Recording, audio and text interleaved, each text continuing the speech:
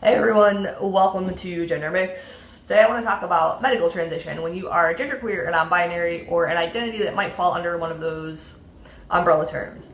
Because there's not really a lot of information, even like in the medical field, about this type of transition, which I think of as like a partial transition or I don't really like the word partial, but I don't know what else to use. It's problem number one. There's not like really accessible language to talk about this kind of transition. Couple disclaimers I need to just throw out at the beginning.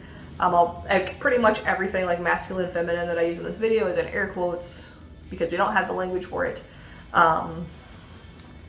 If you are a genderqueer, non-binary person who is actually pretty comfortable in your body and it matches, I mean, this isn't something that matches your gender assigned at birth, I guess, but like you don't feel a need to medically transition at all.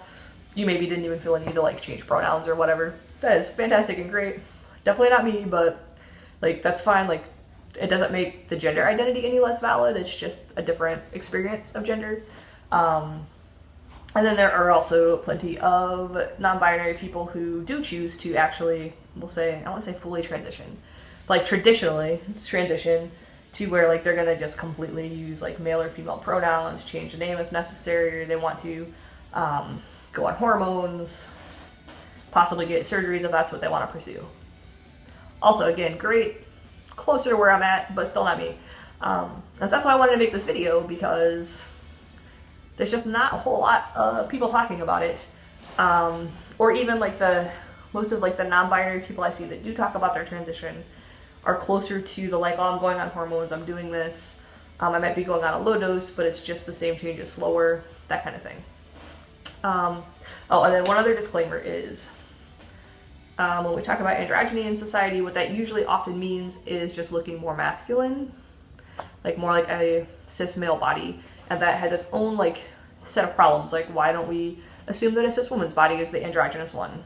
I mean, we know why, patriarchy and whatnot, but so that's all like acknowledging that, but it's also the society we live in, so that's where we're at. So because I don't really talk much, if at all, about like my own personal like medical transition on this channel, because it's not like necessarily what it's about, but I do feel like I should tell you guys a little bit just to give you some personal context, personalize it a little bit, I guess, and like so you know what the heck I'm talking about. So I knew like the moment that I started to like remotely like question my gender and clue in that like, oh, I'm not cis, I was like, yes, I am getting top surgery and it's gonna be amazing, and it has been amazing. Like the moment that I started to develop a chest to the moment I got my top surgery, the glorious day that I got rid of them, I was not comfortable having a chest. Like it just was not, I just like didn't belong there. Like that's how I felt about it. Like, why is this here? It doesn't belong. It's weird. So like in that aspect, like that's a very like traditional type of transition for someone who is female to male. Sometimes I forget my own gender, so you know, it's just all of them. Yeah, so, and I actually had spent like, when I first started questioning my gender, like, oh, okay, like am I genderqueer, am I really just like male, and I'm like, it's a stepping stone. And then like I kind of went around, and then when I got towards like the end of my questioning, I went through that question again quite a bit, because I definitely feel closer to masculine than any other specific gender, but and honestly also because I only wanted to have to come out once. Like I didn't necessarily like want to come out and then like a couple years from now be like, just kidding. And it's okay that people do that. It's completely fine. We're not saying that that won't happen, that in another few years I won't feel that way. It's not how I feel, and I don't think it's how that will go for me. But look, I'm in my 30s when I came out as genderqueer. I know a lot of people because I've been involved in a lot of activities over the years. I don't want to do this more than I have to. Anyways, that's a bit of a tangent. But so part of that questioning was, do I want to go on hormones? So, okay, let's talk really quick about hormones. And you have to know a little bit about them and do some research and talk to medical professionals who have experience and know what they're talking about. Reality is that there are changes you will get with any change in hormones that are going to be more or less permanent than others. And so you kind of have to know what those things are and how much you want or don't want certain changes to happen, and like what like level of priority those might be for you when you're thinking about if you're going to start hormones. And yeah, there are there's low dose T, but that just typically means you're gonna get these exact same changes at a slower pace. I'm actually a very impatient person. Like if I decide I want something, I want it.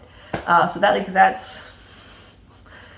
would drive me a little bit, like, I would not enjoy that experience, I don't think. But my own experience is that, like, oh, and here's the big thing. It's like you get to pick and choose. You're gonna get all of the changes you're gonna get with hormones. I mean, I'm pretty sure if there were like a menu option, like everyone would be like, I want this, I don't want this, like cis or trans or whatever. But that's not how it works, right? So you have to know that, like, you just have to understand that and accept that, like. And so for me, initially, I was like pretty confident, like, I don't want to go on T because all of the changes that I would like be interested in, like not even some of them I'm kind of indifferent about, are changes that only happen if you stay on T. All of the things that I'm like, I definitely don't want that, which mostly just involve body hair in weird places that I'm not interested in dealing with, are more permanent. And that's just reality. Like, I don't really want to deal with facial hair. I'm also super vain about the hair on my head. I don't really want to lose that. And let me tell you, every cis man in my family, on all sides of my family, lose hair. So, like, that's just in the cards for me, because your genetics do affect, like, how you react to your hormones. But then, so I never really pursued it. I never thought about it. And then, like, after my top surgery, I was like, well, this is bringing up other dysphoria, and it's not like the level of dysphoria I had for my top surgery was like out of the frame high. Like, my other dysphoria is like, just kind of like, it's there about certain things that mostly have to do with body shape. And again, that's something that T could affect, maybe, if I'm lucky and it works with my genetics that way, even though my shape is pretty much a dad bod with hips right now. But that's not a permanent change. So it's not like I could go on T for like 6 months to a year, get those changes, and then stop it. Because that would be too easy. So then I stumbled across a video of a person who went on, like, not just low dose T, but like maybe half of a normal low dose, like extremely low dose of T.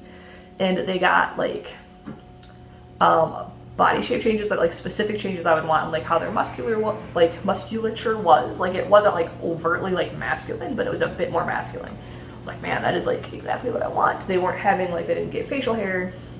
Their voice didn't deepen, which I don't have dysphoria about my voice until I hear a really low voice, and I'm like, man, that would be awesome. Which I probably wouldn't get. Like, you'd have to be on T for a long period of time to get that super low voice, but that's fine. Like that's a change I actually am like, oh, it'd be fine, but it's whatever. So ever since I found that video a few months ago, I've been thinking more and more about like medical transition as a non-binary person, and like, do I want this maybe? Like, it's okay to change your, it's okay to change your mind about if you want or don't want to medically transition. And then I belong also to a Facebook group that's about non-binary medical transition, which is like super eye-opening, and I recommend it, or like joining some kind of online community, because it's actually been like really interesting to hear so many people talk about these same struggles. Like, doctors, like, there's not a picture of a non-binary transition, so you really have to be very open with your doctors, and your doctors have to be informed, but sometimes they're not, and it's kind of like a collaborative effort between both of you to like figure out what works for what you want. But another person, they had said they'd been on T, like a super low dose of T, for like 7 years, 9 years, a very long time, and they still did have like a very androgynous look. They said they do get facial hair, but they shave it, and it's pretty minimal actually. But they didn't get like they didn't like really grow like coarse hair on their arms or anything like that.